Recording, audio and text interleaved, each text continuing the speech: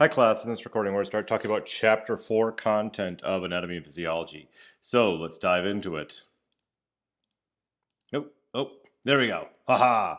So we, in the last chapter, talked about the organelles of the cell, including the nucleus. Just to review, we use our nucleus to store DNA, and then the outside of the cell we have that phospholipid bilayer, the double layer of phospholipids that we use to separate the extracellular environment from the intracellular environment.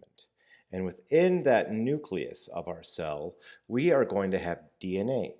Most of the time, the DNA is loosely uncoiled, wrapped around some histones, and in the form of chromatin. However, when it comes to the cell cycle, we need to take that DNA and wrap it really tightly. And a tightly wound piece of DNA is called a chromosome.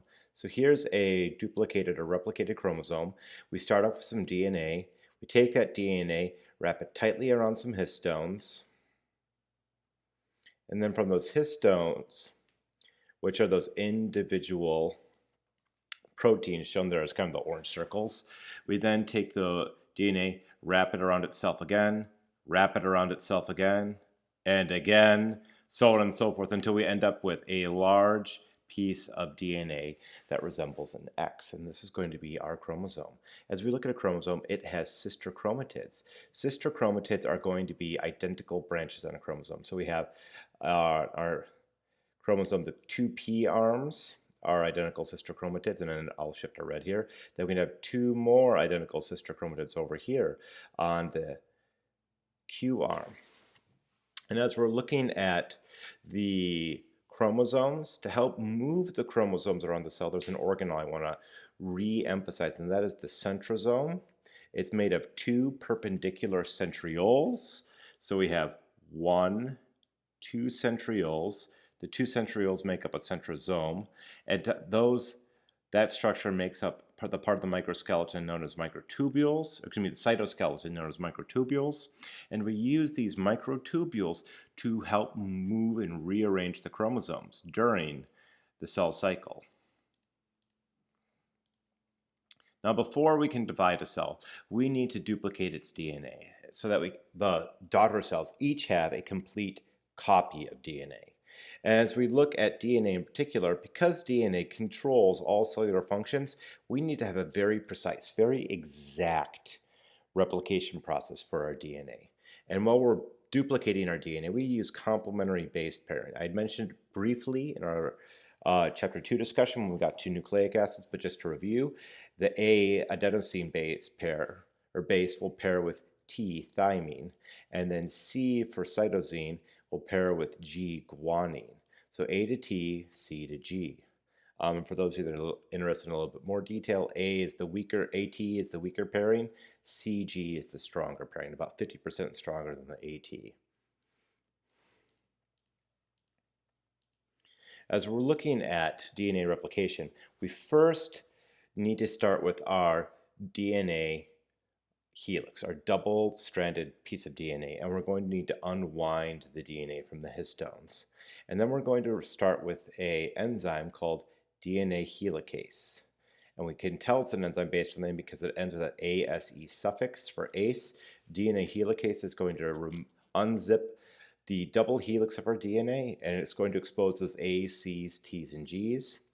The point where the DNA helicase is unzipping the DNA is referred to as a replication fork. And as we are working through this, we can see here in this figure DNA helicase right here in red. There's the replication fork where the two parent strands of DNA are being separated.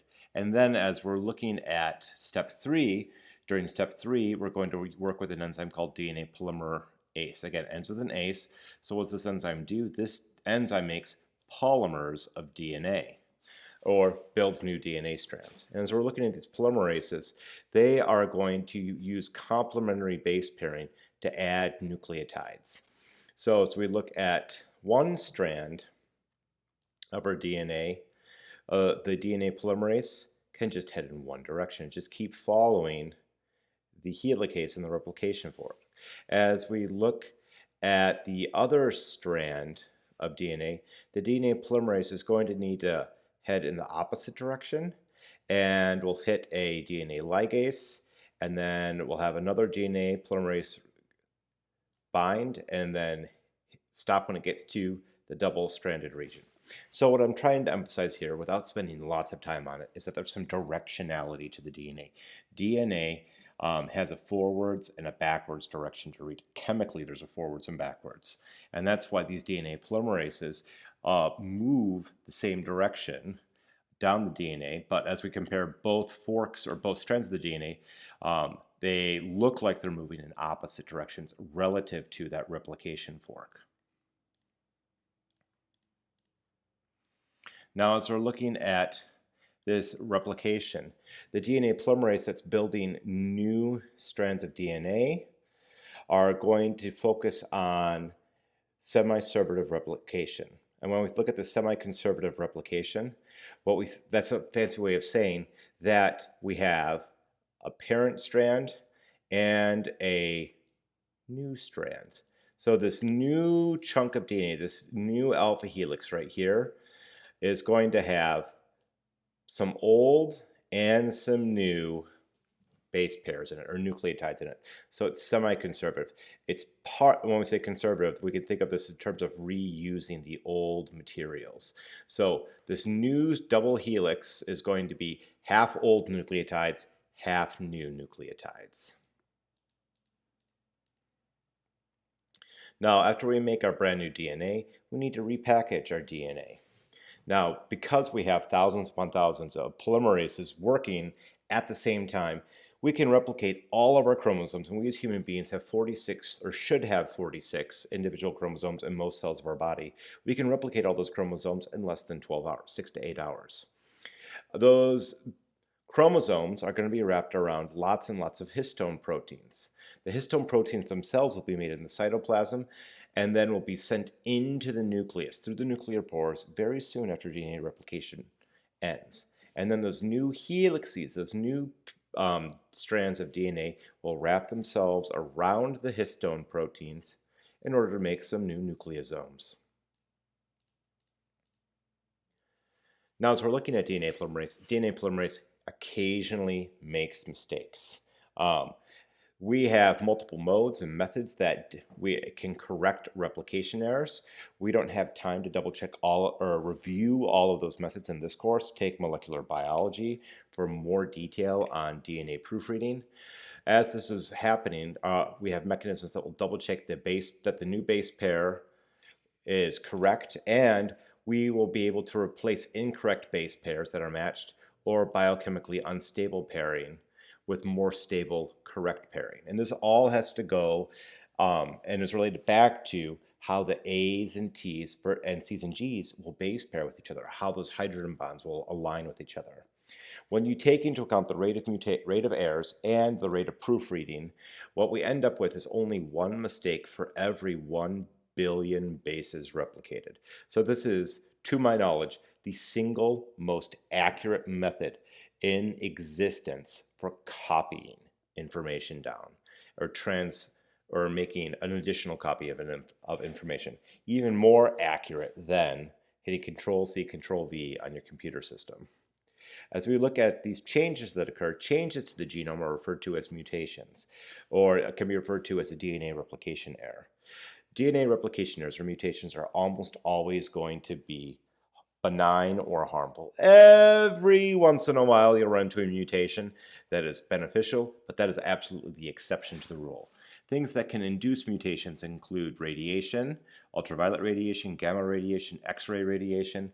Viruses are a common source of mutations, or we can have chemicals that can induce mutations. These chemicals typically will insert themselves in between DNA base pairs so that during DNA replication, the DNA polymerase skips over a base pair.